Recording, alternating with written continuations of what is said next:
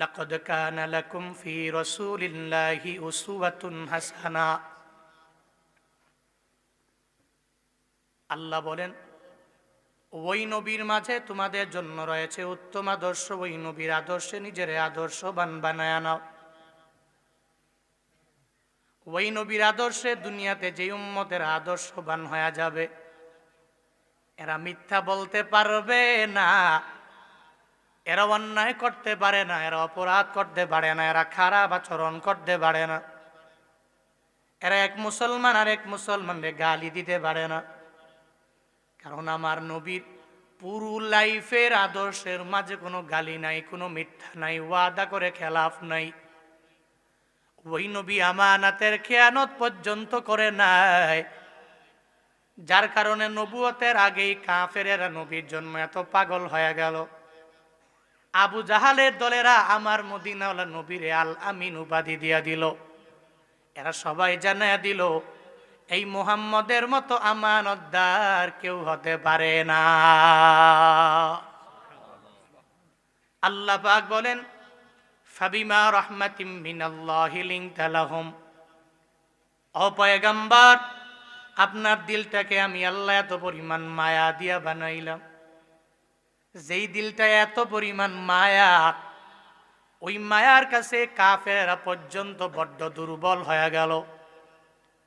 আবু জাহাল দুর্বল হয়ে গেল, উতবা সাহেবা মুগিরারাও নবীর মায়ার কাছে দুর্বল হয়ে গেল। ওই নবীর সামনে এরা এসে এসে যদিও বিরোধিতা করে না, পেছনে গিয়া করে। দিনের বেলা কয়, এই উতবা সাহেবা মুগিরা, ওই নবীর তিলাওয়াত শোনার জন্য তোরা যাবা না। আবু জাহাল উতবারে মানা করে দিল, উতবা সাহেবা মুগিরা সবাইরে মানা করে একটা পর্যায়ে এমন হয়ে গেল, আবু জাহালও ওই নবীর তিলাওয়াত শোনার জন্য রাতের বেলা লাইনে দাঁড়ায়া গেল। উতবাও লাইনে দাঁড়ায়া গেল, সাহেবাও লাইনে দাঁড়ায়া গেল, মুগিরাও লাইনে দাঁড়ায়া গেল। মূলত কথা হলো, ওই নবীর তিলাওয়াত শোনার জন্য এরা লাইনে দাঁড়ায়া যায়। নবীর তিলাওয়াত এত সুন্দর, ওই নবীর আচরণের কাছে সবাই দুর্বল হয়ে গেল। ওই নবীর হাতে বেদিনেরা নবীর আচরণ দেখে কালিমা পরে পরে মুসলমান হয়ে যায়।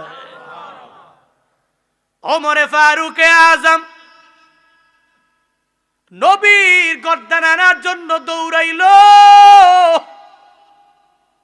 নবীর গর্দান আনার জন্য অফার দেওয়া হলো যে মুহাম্মদের গর্দানটা এনে দিবি, তোকে অনেক বড়গন দিয়ে দিব। যখন ওমরে ফারুক আজম তরবারি নিয়ে রওয়ানা, ওই নবীর গর্দান আনার জন্য আনবে দূরের কথা, বরং নবীর হাতে কালিমা পরে পরে এমন মুসলমান হয়ে গেল, আল্লাহ পাক দুনিয়াতে 10 জনের জান্নাতের সার্টিফিকেট দিয়ে দিলেন। এই 10 জন হলো আশারায়ে মুবাশশারা। এই 10 জনের মাঝে 2 নম্বরে হলো হযরতে ওমরে ফারুক আজমের নাম। এত দামি হয়ে গেল। আল্লাহ কয়, নবী আপনার আদর্শের সামনে এসে এরা দুর্বল হয়ে যাবে, আপনার আচরণ দেখে দেখে এরা মুসলমান হয়ে যাবে। ওই নবীর আচরণ এত সুন্দর, যার কারণে এরা সবাই নবীর সামনে এসে দুর্বল হয়ে গেল। নবীর আচরণ দেখে দেখে কাফেররা পর্যন্ত নবীর হাতে কালিমা পরে পরে মুসলমান হয়ে গেল। ওই নবীর আচরণের কাছে হযরতে হানজালা দুর্বল হয়ে গেল। ওই নবীর আচরণের কাছে কালো সাবি আসওয়াদ, ওই নবীর আচরণের কাছে দুর্বল, এরা নিজের জীবনটা পর্যন্ত বান্দা দিয়ে দিল। টাকার জন্য দেয় নাই, বাড়ি পেয়ে যাবে দেয় নাই, একটা ওট পেয়ে যাবে জন্য দেয় নাই, বরং নবীকে খুশি করা লাগবে। ওই নবীর ভালোবাসা নিয়ে আগায়া যাওয়া লাগবে। নবীর ভালোবাসা নিয়ে যদি আগাই, আল্লাহ পাক হাসরের ময়দানে নবীর ভালোবাসার কারণে জান্নাতে দিয়ে দিবে। নবীর ভালোবাসার কারণে আমার জিন্দেগির সব গুনাহ আমার রব ক্ষমা করে দিবে। এই চিন্তা নিয়ে এদের জীবনটা পর্যন্ত বাবা দিয়ে দিল। কেন দিয়েছে? তোমার আমার জন্য তো কেউ জীবন দেয় না, তোমার আমার জন্য তো কেউ নিজের রক্তগুলো বিলীন করে দেয় না। কেন দেয় না? কারণ আমি এত পরিমাণ ভালো আচরণের অধিকারী হতে পারলাম না। এমন আচরণ হওয়া লাগবে যেই আচরণের সামনে মানুষগুলা দুর্বল হয়ে যাবে। একটা হিন্দু যদি আমার সামনে আসে, এই হিন্দুর সাথে আমি খারাপ ব্যবহার করতে পারি না। একটা খ্রিস্টান যদি আসে, ওর সাথে আমি খারাপ ব্যবহার করতে পারি না। আমার সামনে যদি কোনো বিধর্মী যদি দাঁড়ায়া যায়, আমি ওর সাথে খারাপ ব্যবহার করতে পারি না, কারণ এটা আমার মদিনাওয়ালা নবীর আদর্শ না। নবীর সামনে তো হিন্দুরা আসলো, খ্রিস্টানেরা বৌদ্ধরা আসলো, এরা আইসাও নবীর সামনে নবীর হাতে কালিমা পড়লো। কেন রে? নবীর আচরণের দ্বারা সম্ভব হয়ে গেল। অন্যান্য দেশের লোকেরা যখন নবীর সাথে মোলাকাত করার জন্য রওয়ানা, যখন মক্কায় ঢুকলো, তখন আবু জাহাল কয়, এই ব্যক্তি তুমি কোথায় যাও? বলে নবীর দরবারে যাব। বলে ও তো পাগল, ওর দরবারে যাবা না, ওর দরবারে গেলে তুমি নিজেও পাগল হয়ে যাবা। মানুষগুলো তখন তো আরো কৌতূহল মনের মধ্যে জেগে গেল। একটা পর্যায়ে নবীর সামনে গিয়া এরা সব কালিমা পরে মুসলমান হয়ে যায়। ওই নবীর আদর্শের মালা গলায় লাগাইও। ওই নবীর আদর্শ কত সুন্দর জানো? আল্লাহ পাক সার্টিফিকেট দিয়ে দিলেন। আল্লাহ পাক বলেন, ওই নবীর দিলটারে আমি আল্লাহ মায়া দিয়ে দিলাম। ওই দিলটাকে আমি আল্লাহ এত মায়া দিলাম, নবীরে কয় ফাবিমা রাহমাতিম মিনাল্লাহি লিনতা লাহুম। আল্লাহ পাকের অনুগ্রহের কারণে আপনি সবার সাথে ভালো ব্যবহার করেন, আর যার কারণে আপনার আশেপাশেও লোকের অভাব নাই। আবু বকর আপনার হাতে কালিমা পড়ে মুসলমান হয়ে গেল। ওমরে ফারুকে আজম আপনার হাতে কালিমা পড়ে মুসলমান হয়ে গেল। ওসমান জুন্নুরাইন উনিও আপনার হাতে কালিমা পড়ে মুসলমান হয়ে গেল। হযরতে আলী আপনার হাতে কালিমা পড়ে মুসলমান হয়ে গেল। এই যে সাহাবায়ে কেরাম সব আপনার হাতে কালিমা পড়ে পড়ে মুসলমান। নবী গো, এটা সব আমি রবের অনুগ্রহের মাধ্যমে হয়ে গেল। আপনার দিলটাকে আমি আল্লাহ এত পরিমাণ কোমল বানায়া দিলাম, এই হৃদয়ের কাছে গিয়া গিয়া এরা দুর্বল হয়ে গেল। শুধু তাই না রে বাবা, ছোট্ট ছোট্ট বাচ্চারাও নবীর জন্য জীবন দিতে পাগল হয়ে যায়। হযরতে বেলাল দেখছনি উমাইয়া এত মারে এত মারে, এরপরে উমাইয়ার আঘাতটারে কিছু মনে করে না। হযরতে বেলালের অন্তরে আল্লাহ পাক নবীর মহাব্বতটা এত পরিমাণে ঢুকায়া দিলেন। ওই নবীর আদর্শে নিজের আদর্শবান বানাইয়া এত দামি হয়ে গেল। নবী আমার মেরাজে যায় দেখে হযরতে বেলালের হাঁটার আওয়াজ। নবী জিবরাইল রে ডেকে বলে, জিবরাইল রে এটা কার হাঁটার আওয়াজ? জিবরাইল ডেকে বলে, পয়গম্বর এটা আপনার সাহাবী হযরতে বেলালের হাঁটার আওয়াজ। ওই বেলাল এত দামি হয়ে গেল কেন? বলে নবীর আদর্শ বুকে লালন করার কারণে আল্লাহ পাক অনেক পরিমাণে দামি বানায়া দিলেন, নিজের জীবনটা পর্যন্ত বিলীন করে দেয়। ওই বেলালের নবী দায়িত্ব দিয়া দিলেন, মসজিদে নববীতে মিনারায় দাঁড়াইয়া তুমি মুয়াজ্জিন, তুমি আজান দিয়ে দিবা। ফজরের আজানের দায়িত্ব তোমার, জোহরের আজানের দায়িত্ব তোমার, আসরের আজানের দায়িত্ব তোমার, মাগরিবের আজানের দায়িত্ব তোমার, এশার আজানের দায়িত্ব তোমার। দায়িত্ব নবী আমার হযরতে বেলালের মুয়াজ্জিন বানাইয়া যখন দিয়া দিল, প্রতিদিন বেলাল আজান দিয়া দেয়। একদিন ফজরের আজানে হযরতে বেলাল তো প্রতিদিন হাইয়া আলাস সালাহ বলে, হাইয়া আলাল ফালাহ বলে, আসসালাতু খায়রুম মিনান নাওম। এই মানুষেরা ঘুমাইলে হবে না, নবীর পিছনে যদি নামাজ পড়তে চাও আয় আয় ওই নবীর পেছনে নামাজ পড়ে নিজের মনটারে জুড়াইয়া লও। ওই বেলালের দায়িত্ব হয়ে গেল তুমি মিনারায় দাঁড়াইয়া সর্বাবস্থায় আজান দিয়ে দিবা।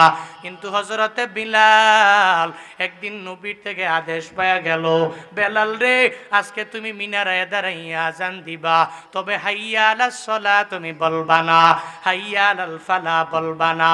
জিহাদের ময়দানে যাওয়া লাগবে, ও বেলাল তুমি আওয়াজ দাও হাইয়া আলাল জিহাদ। এই মানুষেরা প্রতিদিন নামাজের জন্য তৈয়ার হয়ে আসো, তবে আজকে তোমাদের যুদ্ধের ময়দানে যাওয়া লাগবে, তবে আজকে আসার সময় তরবারি নিয়ে আয়, ওই নবীর সাথে যুদ্ধের ময়দানে যুদ্ধ করতে যাওয়া লাগবে। হযরত বিলাল হঠাৎ করে মিনারায় দাঁড়াইয়া যখন জিহাদের ব্যাপারে আওয়াজ দিয়ে দিল, পাশের বাড়িতে এক আল্লাহর বান্দি মহিলা ঘুম থেকে জাগার পরে চোখের পানি ফালায়া ফালায়া মহিলাটা কান্না করে। মহিলার চোখের পানি গড়াইতে গড়াইতে পাশে তার 7 বছর বয়সী একটা বাচ্চা ঘুমায় রইল। ওই মহিলার চোখের একটা ফোঁটা পানি গিয়া সন্তানের উপরে গড়াইয়া পড়লো। সন্তানটা ঘুম থেকে লাফ দিয়া জেগে গেল, জায়গা দেখে জনম দুঃখিনী মা বলে ডাক দেয়, আর আল্লাহর কাছে আবদার করে, হে মালিক, আমার মায়ের কবর তুমি জান্নাতের বাগান বানায়া দাও। ওই মায়ের জন্য কান্না করো যুবকেরা, তোমরাও তো কান্না করো। মায়ের চোখের পানি কঠিন গেল মেনে নিতে পারো না। এ বাবারা, কোনো বান্দাই তো মায়ের কান্না সহ্য করতে পারে না, কারণ মা যেই পরিমাণ কষ্ট করে আমারে বড় করলো, আমার বউ আমার জন্য এত কষ্ট করে নাই, আমার ছেলে আমার জন্য কষ্ট করে নাই, আমার মেয়েটা আমার জন্য এত কষ্ট করে নাই। একটা মা হইয়া একটা সন্তানের জন্য যেই পরিমাণ স্যাক্রিফাইস করে, পৃথিবীতে কোনো বন্ধু বান্ধবেরা এই পরিমাণ স্যাক্রিফাইস করতে পারে না। চিল্লায় কও ঠিক কিনা? মা যেই পরিমাণ কষ্ট করে, আপনার বউ আপনার জন্য করছে? এই আপনার পরিবারের কেউ আপনার মায়ের মতো কষ্ট করে নাই। আরে মায়ের গর্ভে নিয়ে যে আপনার জন্য কষ্ট করছে 10টা মাস, পৃথিবীতে কে আপনার জন্য করবে? ও মিয়া, মা আপনার 2টি বছর দুগ্ধপান করাইছে, পৃথিবীতে কে নিঃস্বার্থভাবে ভাবে দুগ্ধপান করাবে? কেউ নাই। এজন্য মায়ের মতো আপন কেউ নাই। কিন্তু মাঝে মাঝে তো কিছু কিছু এলাকায় গেলে শুনি, হুজুর একটু দোয়া কইরেন, সন্তান আমার কথা শুনে না, আমারে বাবা বলে 2 বছর ডাক দেয় না, তার মায়ের 2.5 বছর হয়েছে মাকে মা বলে ডাক দেয় না। এমন কিছু বাবাও আইসা মাঝে মাঝে অভিযোগ দেয় সন্তানের ব্যাপারে। এমন নিমখারাম সন্তান আমগো সমাজে এখনো আছে না নাই? কি নাই? আছে। অথচ যদি চিন্তা করতো যে মা আমারে গর্বে নিয়ে বড় করছে, দুনিয়াতে আসার সময় কষ্ট করছে, দুনিয়াতে আসার পরেও মা আমারে 2টি বছর দুগ্ধপান করাইছে, এই চিন্তা যদি কোনো যুবক করে, কোনো ছেলে করে, কোনো মেয়ে করে, কশ্চিনকালে ওই মা বাবার সাথে চোখ রাঙ্গিয়ে উল্টিয়ে কথা বলতে পারে না। জীবনের মূল কষ্ট মায়ের, প্রসব বেদনায়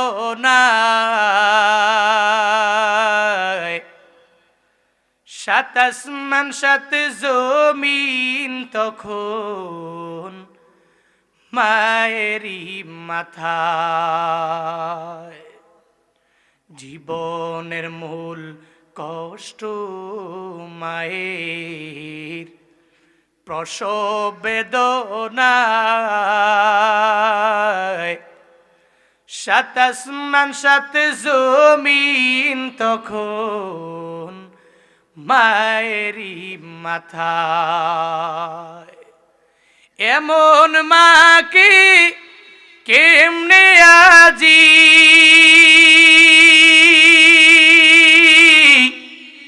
এমন মাকে কেমনে আজি যাব আমি ভুলিয়া। ও আমার প্রাণের মা, মা গো মা, কোথায় গেলে মোরে ছাড়িয়া? জনম দুঃখী এতিম আমি, চায় না কেহু ফিরিয়া। জনম দুঃখী এতিম আমি, চায় না কেহু ফিরিয়া। আমি যখন ছিলাম আমার মায়েরই উদরে, চলাফেরা করতেন যে মায় কত কষ্ট করে। আমার সুন্দর মুখ দেখে মায়ের আমার সুন্দর, মুখ দেখে মায়ের ব্যথা যায় দেয় হাসায়া। ও আমার প্রাণের মা, মা গো মা, কোথায় গেলে মোরে ছাড়িয়া। জনম দুঃখী এতিম আমি, চায় না কেহ ফিরিয়া। জনম দুঃখী এতিম আমি, চায় না কেহ ফিরিয়া। জনম দুঃখী এতিম আমি, চায় না কেহ ফিরিয়া। একজন মায়ের মতো কষ্ট দুনিয়াতে কেউ তোমার জন্য করবে না রে বাবা। ছোট্ট সন্তান মায়ের চোখের পানি দেখে নিজের ধরে রাখতে পারে নাই, সঙ্গে সঙ্গে মারে জানায় দিল, মারে তুমি যে চোখের পানি ফেলে কান্না করো, কেন কান্না করো? তোমার যদি কোনো কষ্ট হয়ে থাকে আমি ছোট্ট হতে পারি, কিন্তু তোমার মনের আশা পূরণ করে ছাড়বো আমি মা। সঙ্গে সঙ্গে যখন ওই ছোট্ট সন্তানটা মায়ের জানায় দেয়, মা চোখের পানি ফেলে কান্না করার কারণ কি? হযরতে বেলাল আজান দিয়ে দিলে তো তুমি নামাজ পড়ার কথা, মুসল্লা বিছাইয়া তুমি নামাজে দাঁড়াইয়া যাও, কিন্তু মারে আজকে কান্না করার মানে আমারে বলা লাগবে। সঙ্গে সঙ্গে মা চোখের পানি ফালাইয়া সন্তানের জানায়া দেয়, সন্তান রে আজকে হযরতে বেলাল প্রতিদিন আজান দিয়া দেয় নামাজের দিকে যাওয়ার জন্য, প্রতিদিন বেলাল আজান দিয়া দেয় কল্যাণের দিকে যাওয়ার জন্য, কিন্তু আজকে বেলাল নামাজের দিকে ডাকে না।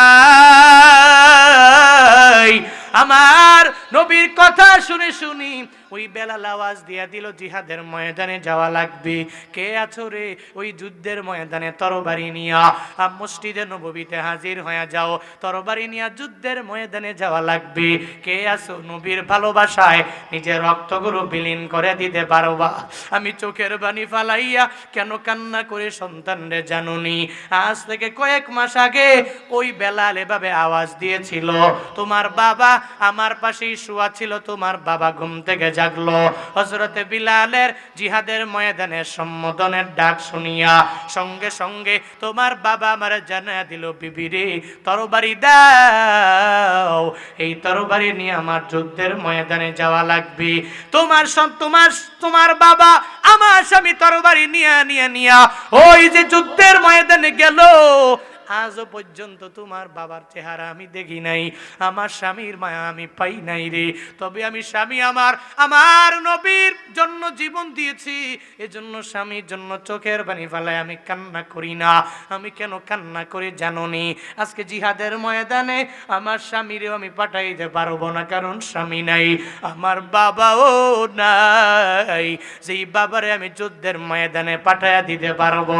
আজকে আমার উপযুক্ত কোনো সন্তান নাই যেই সন্তানটারে আমি যুদ্ধের ময়দানে পাঠাতে পারবো। এজন্য আমি চোখের পানি ফেলায় আফসোস করি আমার নবীর জন্য।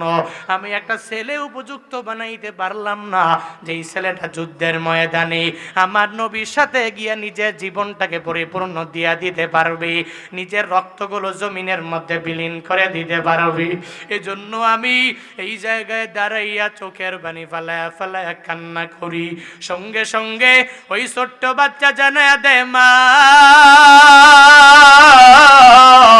তুমি মনে করো আমি ছোট, আমি যুদ্ধের ময়দানে যেতে পারবো না রে মা, তরবারি নিয়ে যুদ্ধের ময়দানে যাইতে পারবো না, আমার নবীর সাথে তাল মিলাইয়া আমি যুদ্ধ করতে পারবো না। আমি জানি আমি ছোট, এজন্যই তো তুমি চোখের পানি ফেলাইয়া কান্না করো। তোমার চোখের পানি আমি বৃথা যেতে দিব না রে মা।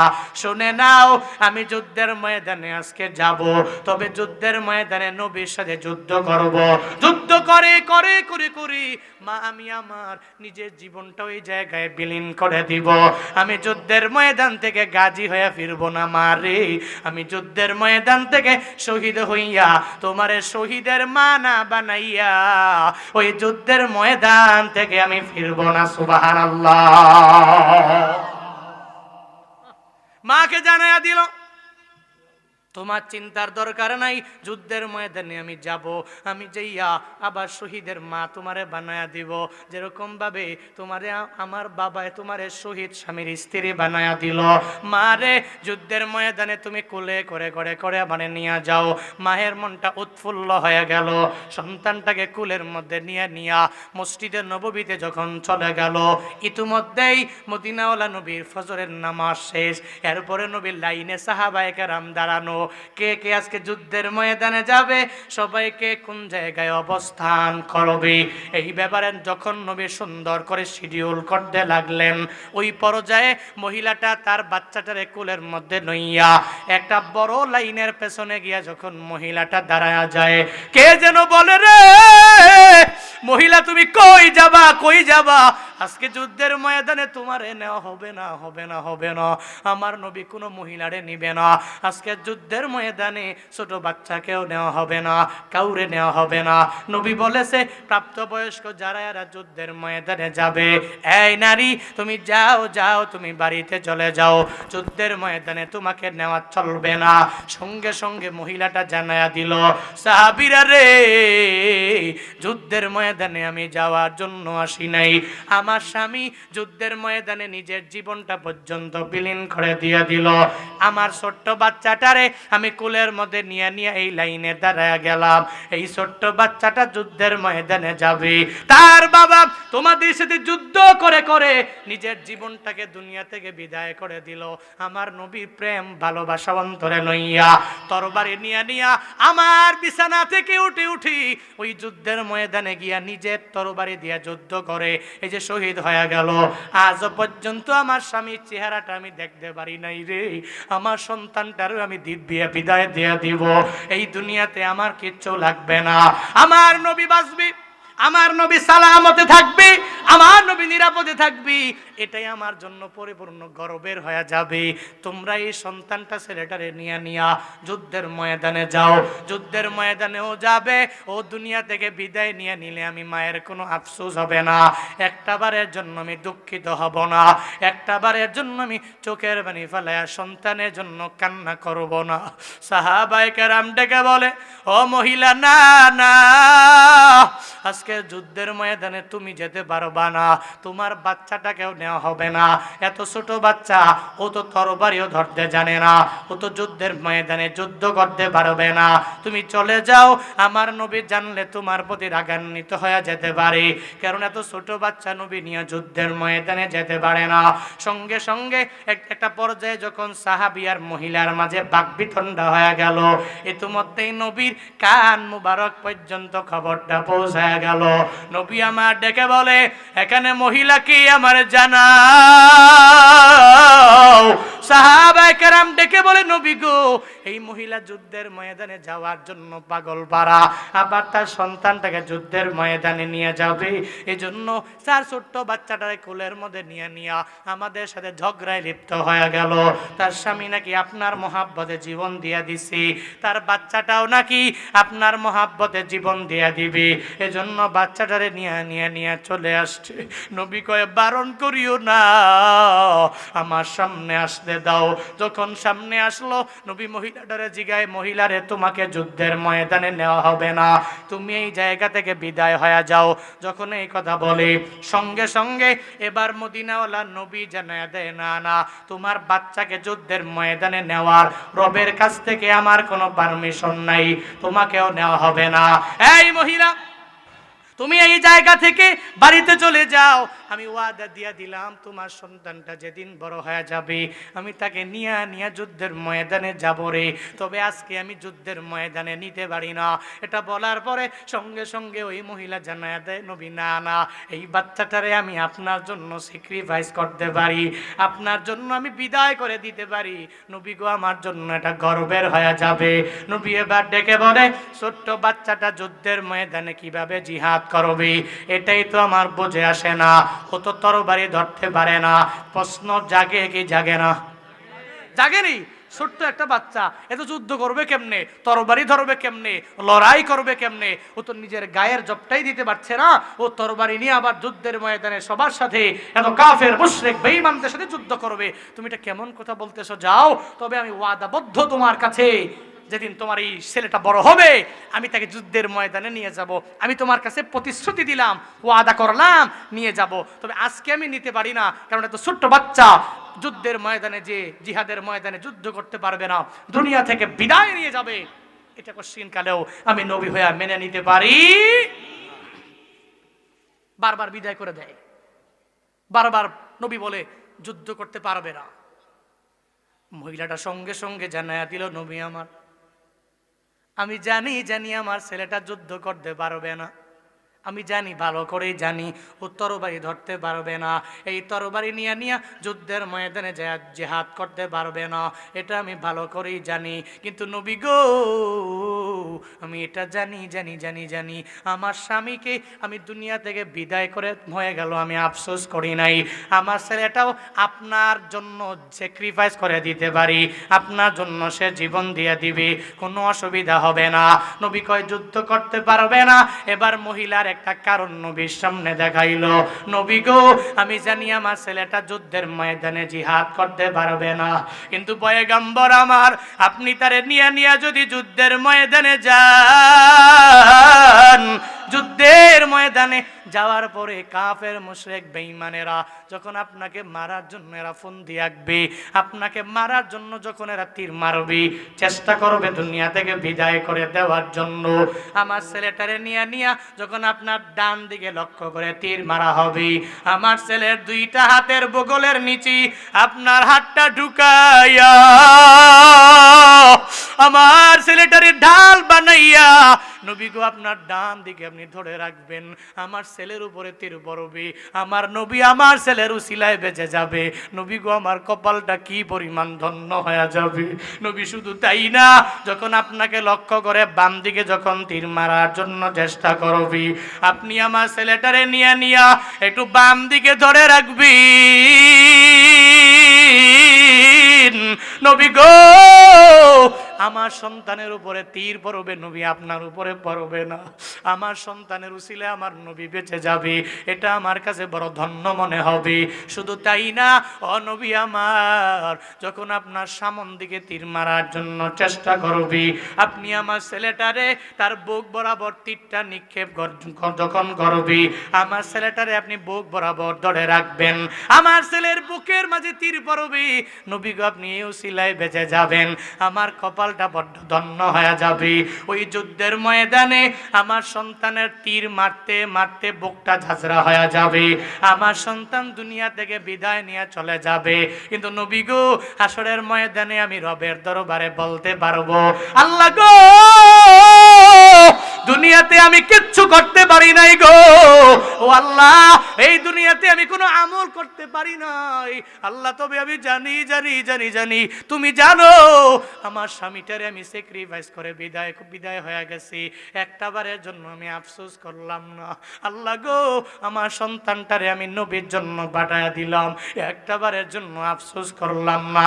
আমার ছেলের উসিলায় মদিনাওয়ালা নবী, দু জাহানের সর্দার নবী বেঁচে গেল, এজন্য আমি পরিপূর্ণভাবে হাসরের ময়দানে বলতে পারবো, আল্লাহ পাক এই উসিলায় হয়তো আমার জান্নাতের মধ্যে দিয়ে দিতে পারি। এটা যখন সুন্দর করে বলি, এরপরেও নবী বলে, না না, এই মহিলা, এই তোমার ছোট বাচ্চাকে আমি নিতে পারি না, যুদ্ধের ময়দানে আমার কারণে দুনিয়া থেকে বিদায় হয়ে যাবে, আমি নবী হইয়া কশিন কালো এটা মেনে নিতে পারবো না, তুমি যাও, এই ছোট্ট বাচ্চাটাকে তুমি নিয়ে চলে যাও। বারবার যখন বারণ করে, এবার মহিলা চিন্তা করে নবী মনে হয় নিবেই না, আমি নিয়ে চলে যাই। এবার যখন এই বাচ্চাটার সঙ্গে লইয়া যখন নবীর দরবার থেকে যখন রওনা, নবীর দরবার থেকে বাচ্চাটার সঙ্গে লইয়া বাড়ির দিকে রওনা হয়ে গেল। একটু দূর যাওয়ার পরে সন্তানটা মায়ের কোল থেকে লাফ দিয়া নেমে যায়। আল্লাহু আকবার। মায়ের কোল থেকে লাফ দিয়ে নেমে যায়, মাকে বলে, মা কই যাও, কোথায় যাও মা রে? বলে, আমি তোমারে নিয়ে নিয়ে বাড়ি চলে যাই। মা, যুদ্ধের ময়দানে আমারে নিবানা। নবী কি বলছে? নবী বারণ করছে রে, নবী নিষেধ করছে, যুদ্ধের ময়দানে তোমারে নেওয়া হবে না। এজন্য নবীর বারণ তো আমি পরিপূর্ণভাবে না মেনে পারি না। নবী নিষেধ করেছে, এটা না মেনে পারি না। আমি তোমাকে নিয়ে বাড়ির দিকে রওনা হয়ে গেলাম। সঙ্গে সঙ্গে এই ছোট্ট বাচ্চাটা মায়ের একটা জবাব দিয়া দেয়, ও মা, না না, তুমি আমারে বিদায় দাও, তোমার সামনে মা নিষেধ করেছি, আমি আমার নবীর দরবারে এখন যাব। আমার নবীর দরবারে যাইয়া নবীর সামনে আমি এমন একটা উদাহরণ দিব, এই উদাহরণ দেওয়ার পরে আমার যুদ্ধের ময়দানে নবী আমার না নিয়ে পারবে না মা। আমি তোমার কাছে ওই বিছানার মধ্যে ওয়াদাবদ্ধ হয়েছিলাম যে দুনিয়ার মধ্যে আমি থাকবো না। একজন শহীদ সন্তানের মা তোমারে না বানাইয়া আমি দুনিয়া থেকে, দুনিয়ার মধ্যে থাকতে রাজি না, আমি দুনিয়া থেকে বিদায় নিব। তোমাকে একজন শহীদ সন্তানের মা আমি বানায়া দিব। মা রে, আমার এই ওয়াদা খেলাফ হয়ে যেতে পারে, তুমি আমারে বিদায় দাও, দুনিয়ায় দেখা হবে না, আমার মাওলার জান্নাতে মুলাকাত হয়ে যাবে। সাহাবায়ে কেরাম এভাবে বলতো, মার কাছ থেকে বিদায় নিত, স্ত্রীর কাছে বিদায় নিত, বলতো দুনিয়াতে বিদায় দাও, দুনিয়ায় দেখা হতে পারে নাও হতে পারে, তবে আখিরাতে জান্নাতে তোমার সাথে আমার মোলাকাত আল্লাহ পাক করায়া দিবে। পড়েন না সুবহানাল্লাহ, আরো জোরে চিল্লায় পড়েন না মারহাবা, আরো জোরে পড়েন না আল্লাহু আকবার। ও মিয়া, সাহাবায়ে কেরাম নবীর জন্য জীবন দিতে রাজি হয়ে যায়। কেন? আল্লাহ কয়, আপনার আচরণের কারণে এরা আপনার জন্য জীবন দেয়, আপনার ব্যবহারের কারণে, আপনার কোমল হৃদয়ের কারণে এরা আপনার জন্য জীবন দিতে পরিপূর্ণ প্রস্তুত হয়ে যায়। সঙ্গে সঙ্গে ছোট বাচ্চাটা মায়ের কাছ থেকে বিদায় নিয়ে নিল। দাও মা, আমায় বিদায় দাও, দুগাল ভরে চুমু খাও, যাব আমি জিহাদেতে, সেই সাজে সাজিয়ে দাও। দাও মা, আমায় বিদায় দাও, দুগাল ভরে চুমু খাও, যাব আমি জিহাদেতে, সেই সাজে সাজিয়ে দাও, যাব আমি জিহাদেতে, সেই সাজে সাজিয়ে দাও। আব্বু এলে বলে দিও মা, দুনিয়ায় আর দেখা হবে না। আব্বু এলে বলে দিও মা, দুনিয়ার দেখা হবে না, দেখা হবে জান্নাতেতে, কোনো চিন্তা করো না, দেখা হবে জান্নাতেতে, কোনো চিন্তা করো না। দাও মা, আমায় বিদায় দাও, দুগাল ভরে চুমু খাও, যাব আমি জিহাদেতে, সেই সাজে সাজিয়ে দাও, যাব আমি জিহাদেতে, সেই সাজে সাজিয়ে দাও। বলেন বলেন, দাও মা, আমায় বিদায় দাও, দুগাল ভরে চুমু খাও, যাব আমি জিহাদেতে, সেই সাজে সাজিয়ে দাও, যাব আমি জিহাদেতে, সেই সাজে সাজিয়ে দাও। কোরআনেরই শত্রু যারা, আল্লাহ রাসূলের দুশমন তারা, কোরআনেরই শত্রু যারা, আল্লাহ রাসূলের দুশমন তারা, তাদের সাথে জিহাদ করে শহীদ আমি হতে চাই, তাদের সাথে জিহাদ করে শহীদ আমি হতে চাই। দাও মা, আমায় বিদায় দাও, দুগাল ভরে চুমু খাও, যাব আমি জিহাদেতে, সেই সাজে সাজিয়ে দাও, যাব আমাদেতে, সেই সাজে সাজিয়ে দাও।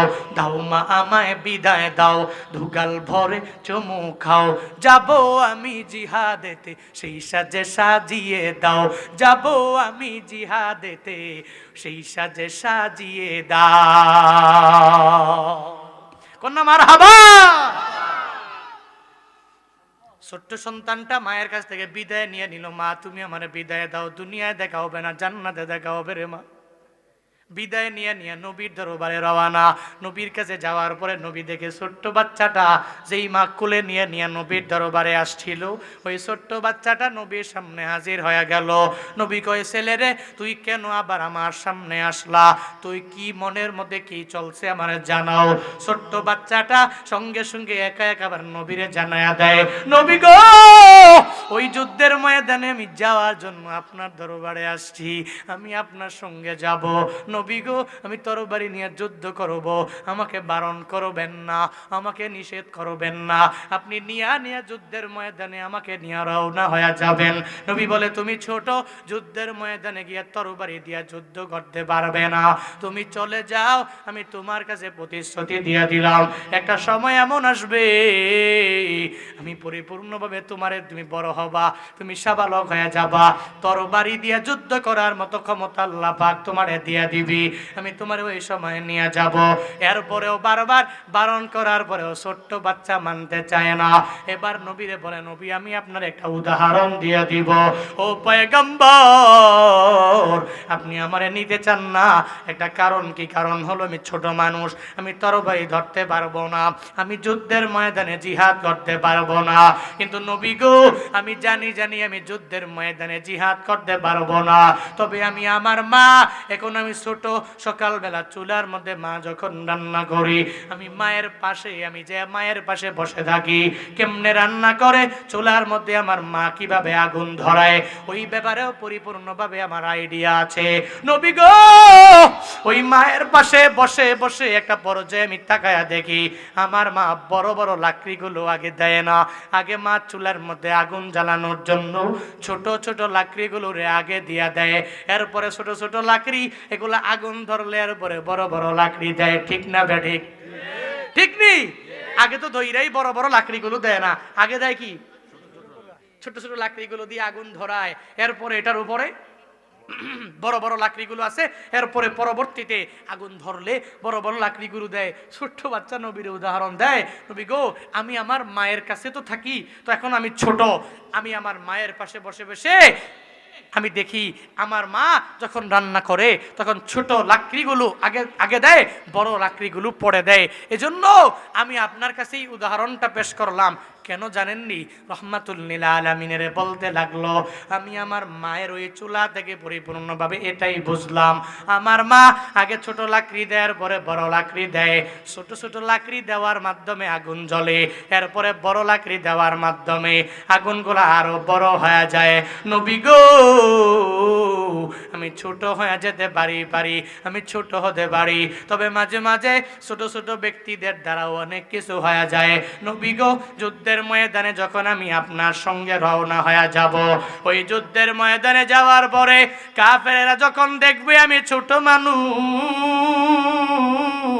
যখন আমি আপনার সামনে গিয়া, আপনার সাহাবীদের সামনে গিয়া যখন নবী আমি দাঁড়ায়া যাব, তখন এরা দেখবে ছোট্ট একটা বাচ্চা যুদ্ধ করার জন্য হাজির হয়েছে।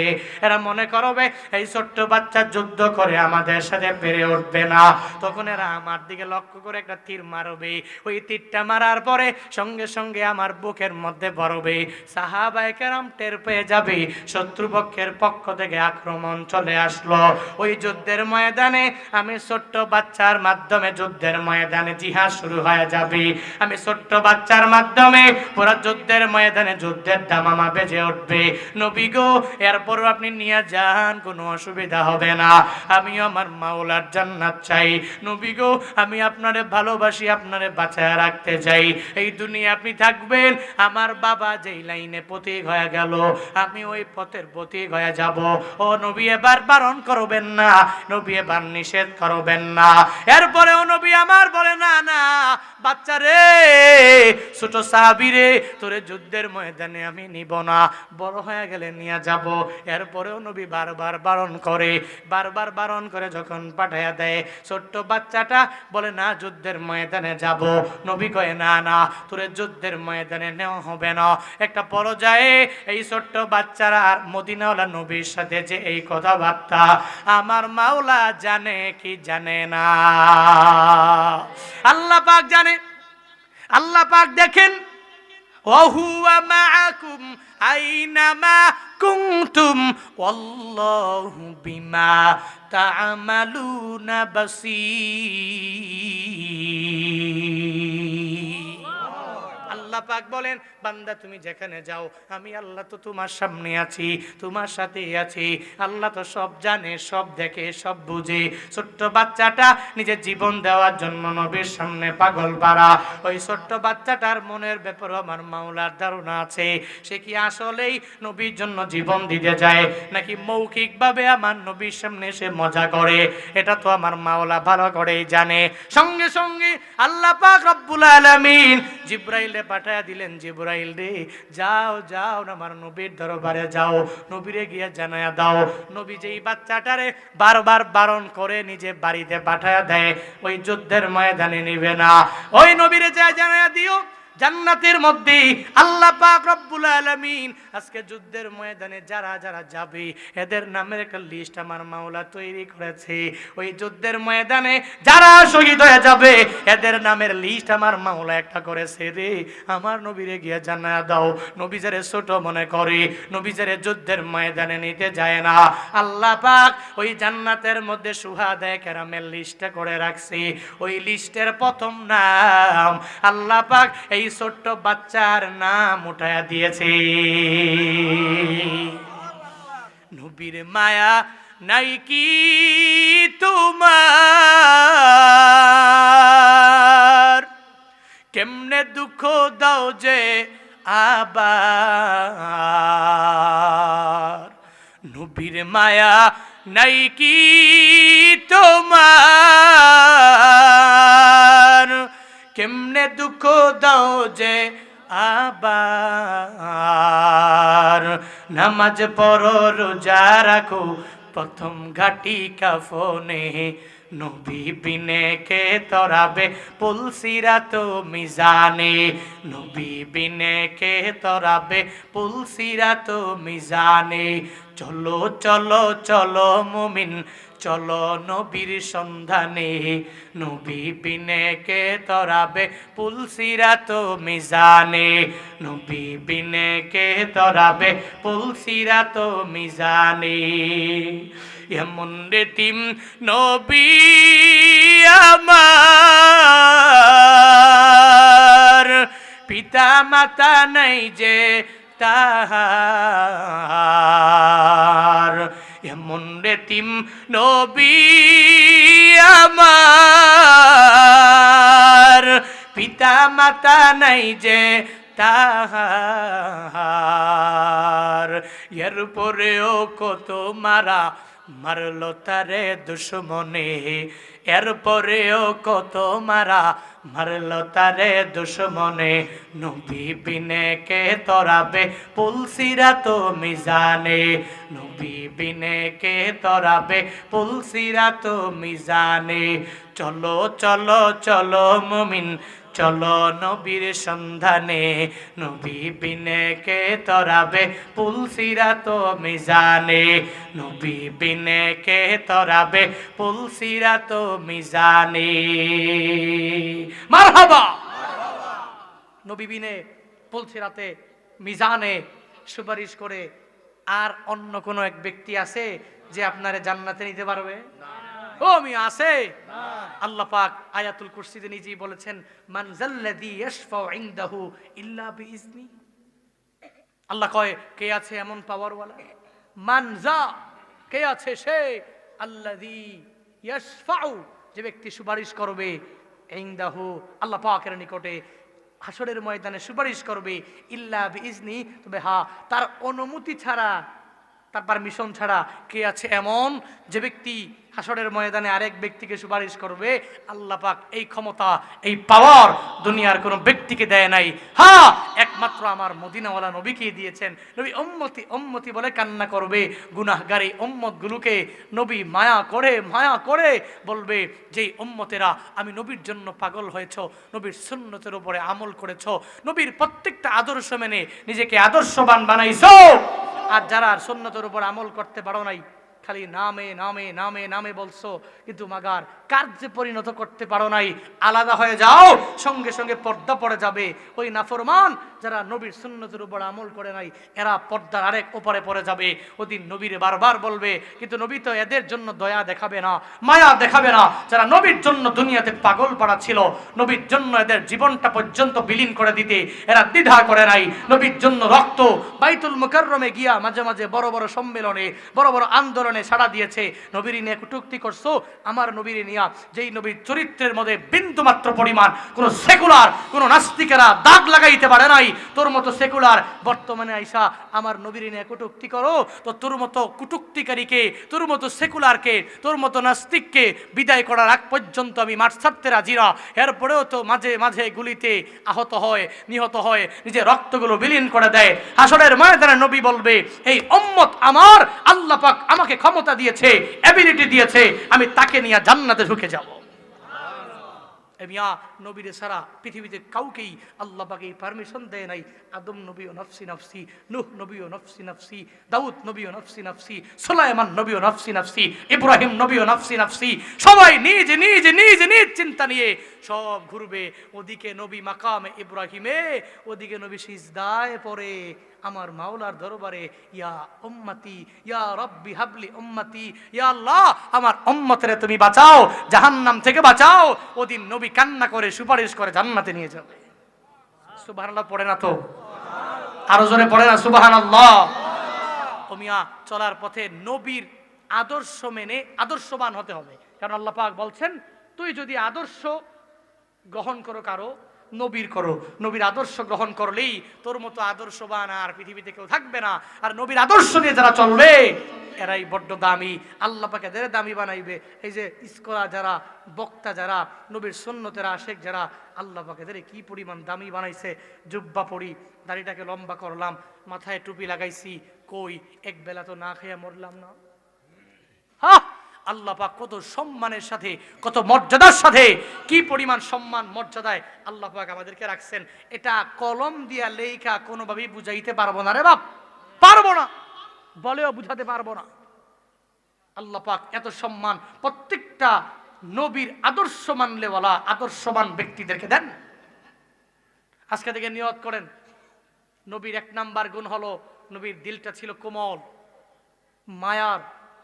আপনি তো ওই পরিমাণ কোমল হৃদয়ের অধিকারী হওয়া সম্ভব নয়, তবে হৃদয়টাকে এমন কোমল বানাতে হবে, আপনার হৃদয় দিয়ে, আপনার হাত দিয়ে, আপনার পা দিয়ে, আপনার অন্তর দিয়ে, আপনার জবান দিয়ে অন্তত পক্ষে আরেকটা মুসলিম যাতে করে কষ্ট না পায়, এই নিয়ত করেন। আপনার জবান দিয়ে যাতে করে অন্তত পক্ষে আরেকটা মুসলিম ব্যক্তি কষ্ট না পায়। আমরা তো আমাদের হাত দিয়ে মানুষকে আঘাত করি, আমাদের জবান দিয়ে মানুষকে আঘাত করি, কি করে না? সমাজে নাই? একটু কথা কাটাকাটি হয়ে গেলেই গালি দেয়। ওরে বাপ রে বাপ, এত বিশ্রী গালি, তার মায়ের নাম চলে গালি, তার বাবার নাম চলে গালি। অথচ একটা প্রমাণ আমারে দাও, আমার নবী পুরা লাইফে, আবু জাহাল তো কম জ্বালায় নাই, উতবা সাহেব বা মুগিরা তো কম জ্বালায় নাই, ওরা তো বেদিন ছিল, মুশরিক ছিল, কাফের ছিল। একটা হাদিস দেখাও নবী আবু জাহালের একটা গালি দিয়েছে? এই দেখাইতে পারবে? পৃথিবীর কোনো ব্যক্তি, সেকুলাররা পর্যন্ত দেখাইতে পারবে না। এরাও মানে নবীর দিলটা মায়ার ছিল। তো নবীর আশেক হয়ে তুমি গালি দাও কেমনে? গালি দাও কেমনে? আল্লাহ পাক গালি থেকে আমাদেরকে মুক্ত রাখেন, সকলেই পড়িয়া আমিন।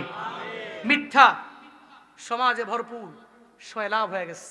এই কথায় কথায় মজার ছলেও মানুষ মিথ্যা বলে কাবিরা গুনাহ করে।